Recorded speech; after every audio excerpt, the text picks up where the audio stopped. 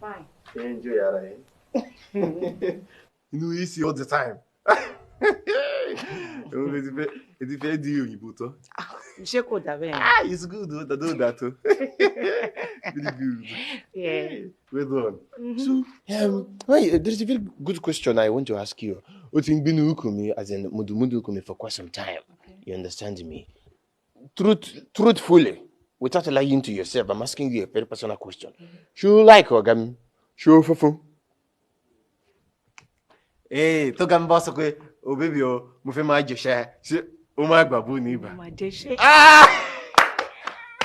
Mudano. That means fufu Ogami right from time. Hey, you want me to tell you something, eh? Yeah. Show your guts here. Very good. Anytime to have your gay, you know, this, ikoko sha mama je gim.